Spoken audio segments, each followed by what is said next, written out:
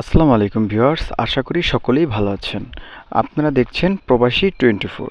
আজকের আলোচনার বিষয় কুয়েত প্রবাসীর লিভ পারমিট ও ভিসা নিয়ে জরুরি নির্দেশনা। উপসাগরীয় অঞ্চলে বর্তমান পরিস্থিতি এবং কুয়েত সরকারের সম্প্রতি সিদ্ধান্তের প্রেক্ষিতে কুয়েত বাংলাদেশ দূতাবাস থেকে লিভ পারমিট এবং এন্ট্রি ভিসা সংক্রান্ত অত্যন্ত গুরুত্বপূর্ণ কিছু নির্দেশনা জারি করা হয়েছে। 23 এপ্রিল 2026 তারিখের তথ্য অনুযায়ী মূল আপডেটগুলো নিচে দেওয়া হলো। 6 মাসের বেশি বাইরে থাকা প্রবাসীদের জন্য লিভ পারমিট। কুয়েতে বৈধ সিভিল আইডিধারীরা যারা বর্তমানে কুয়েতের বাইরে আছেন এবং পরিস্থিতির কারণে 6 মাসের বেশি সময় বিদেশে অবস্থান করছেন, তাদের জন্য স্বস্তির খবর দিয়েছে কুয়েত সরকার। স্বয়ংক্রিয় লিভ পারমিট যারা 6 মাসের সময়সীমা অতিক্রম করেছেন এবং কুয়েতে ফিরতে পারছেন না, তাদের জন্য 3 মাস মেয়াদি ইলেকট্রিক লিভ পারমিট প্রদান করা হবে। কার্যকারিতা এই সুবিধা গত 28 ফেব্রুয়ারি 2026 থেকে কার্যকর ধরা হয়েছে। এর ফলে সিভিল আইডি বাতিল হওয়ার থেকে রক্ষা পাবে।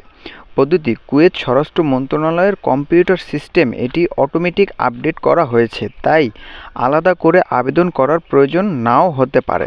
নতুন এন্ট্রি ভিসার ক্ষেত্রে কঠোর নির্দেশনা। যারা কুয়েতের বাইরে অবস্থান করেছে এবং যাদের হাতে বিভিন্ন ধরনের এন্ট্রি ভিসা যেমন প্রাইভেট ভিসা, গৃহকর্মী ভিসা বা ফ্যামিলি ভিসা আছে, তাদের জন্য নিয়মটি একটু কঠিন। মেয়াদ বৃদ্ধি করা হবে না। বর্তমান পরিস্থিতির কারণে যারা কুয়েতে প্রবেশ করতে পারেননি, তাদের ভিসার মেয়াদ ফুরিয়ে গেলে তা আর বৃদ্ধি করা হবে না। নতুন আবেদন: ভিসার মেয়াদ শেষ হয়ে গেলে সংশ্লিষ্ট নিয়োগকর্তা বা স্পন্সরকে কফিল বা পুনরায় নতুন করে ভিসার জন্য আবেদন করতে হবে। 3.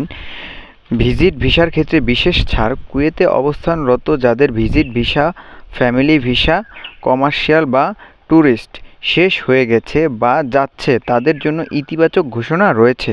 অটোমেটিক এক্সটেনশন: 2 এপ্রিল 2026 ঘোষণা অনুযায়ী ভিজিট ভিসার মেয়াদ আরও 1 মাস স্বয়ংক্রিয়ভাবে বাড়ানো হয়েছে। জরিমানা মওকুফ: এই বর্ধিত সময়ের জন্য কোনো ওভারস্টে বা জরিমানা প্রশাসনিক ফি দিতে হবে না।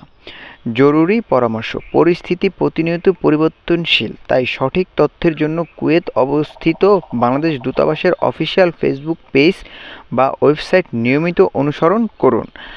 আপনার কফিল বা কোম্পানির সাথে নিয়মিত যোগাযোগ রাখা এবং কুয়েতে যাওয়ার আগে আপনার ভিসার বর্তমান স্ট্যাটাস অনলাইনে যাচাই করে নেওয়া বুদ্ধিমানের কাজ হবে। আপনি কি বিশেষ কোনো ক্যাটাগরির ভিসা যেমন গৃহকর্মী বা বেসরকারি চাকরি ভিসা সম্পর্কে জানতে চাইছেন? জানালে আমরা আপনাকে সঠিক তথ্য দিয়ে সাহায্য করতে পারব। আপনারা দেখছেন প্রবাসী 24। ভিডিওটি ভালো লাগলে অবশ্যই লাইক, কমেন্ট ও শেয়ার করে দিবেন, যাতে অন্যে দেখে উপকৃত হতে পারে। এবং যে কোনো সমস্যা সম্পর্কে জানতে চাইলে আমাদের কমেন্ট বক্সে কমেন্ট করে জানাবেন। আসসালামু আলাইকুম।